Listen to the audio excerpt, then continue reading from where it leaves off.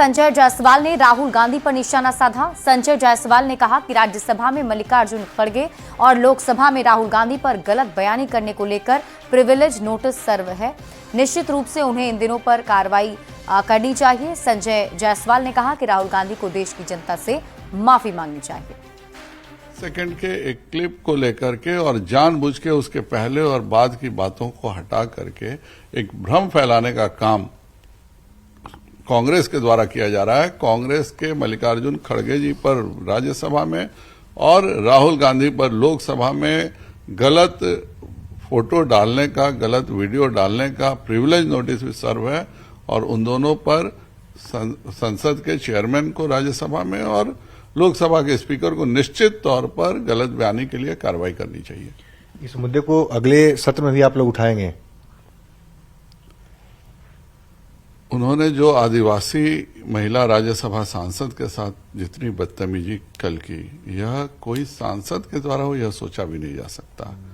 उसी प्रकार एक एलओपी को जो लीडर ऑफ अपोजिशन है वो कोहनी से सांसदों को धक्का मार रहा है।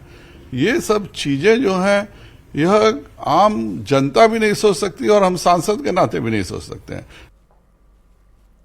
राष्ट्रीय लोक मोर्चा के राष्ट्रीय अध्यक्ष और राज्यसभा सांसद उपेंद्र कुशवाहा ने सदन नहीं चलने देने के लिए कांग्रेस पर निशाना साधा है। उपेंद्र कुशवाहा ने कहा कि अंबेडकर के नाम पर केवल कांग्रेस दलितों का वोट लेना चाहती है। इतिहास में कई मौके आए जब अंबेडकर के विचारों के विपरीत कांग्रेस का आचरण रहा था। अमित शाह के बयान को तोड़ मरोड़ कर पेश किया गया। जी ने जो कहा बिल्कुल सच कहा। कांग्रेस से अंबेडकर साहब का नाम लगातार लेते रहती है, लेकिन कई मौके इतिहास में आए जब अंबेडकर साहब के विचारों के विपरीत कांग्रेस का आचरण हुआ।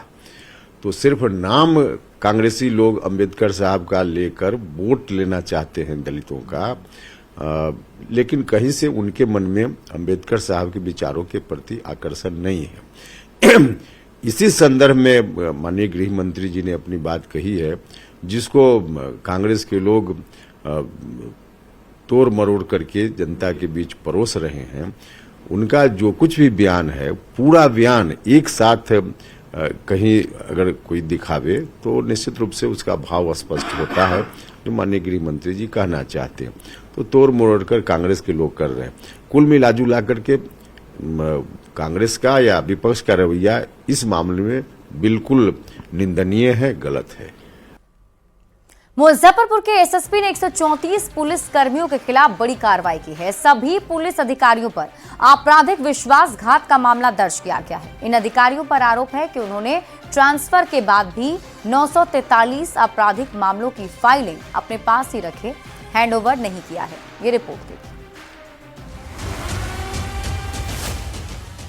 बिहार में अब पुलिसकर्मियों पर ही एफआईआर हो रहा है। मुजफ्फरपुर के एसएसपी 134 पुलिसकर्मियों के खिलाफ बड़ी कार्रवाई कर रहे हैं। सभी पुलिस अधिकारियों पर आपराधिक विश्वासघात का मामला दर्ज किया गया है। इन अधिकारियों पर आरोप है कि उन्होंने ट्रांसफर के बाद भी 943 आपराधिक मामलों की फाइलें अपने पास ही रखी और हैंडओवर नहीं किया, जिससे सैकड़ों मामलों की सुनवाई अटकी हुई है और पीड़ितों को न्याय नहीं मिल पा रहा है।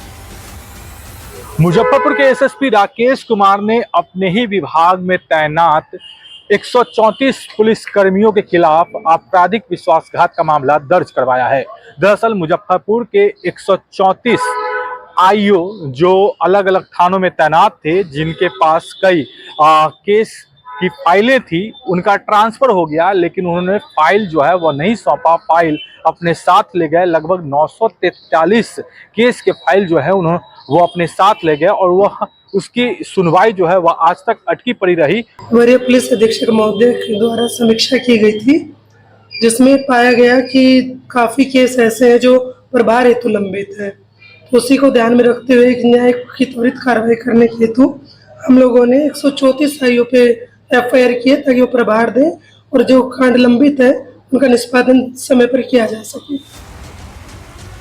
कई मामले तो ऐसे हैं जो 5 से 10 साल से ज्यादा पुराने हैं, जिनका फाइल हैंडओवर नहीं किया गया है।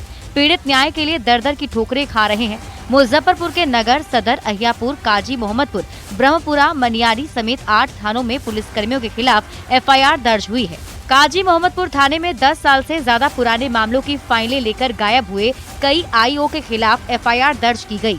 इन सभी को कई बार पत्र लिखकर केस फाइल वापस करने के लिए कहा गया, लेकिन किसी ने जवाब नहीं दिया। न्यूज़ 18 के लिए मुजफ्फरपुर से संवाददाता प्रियांक सौरभ की रिपोर्ट। बिहार की पीपल्स फ्रेंडली कही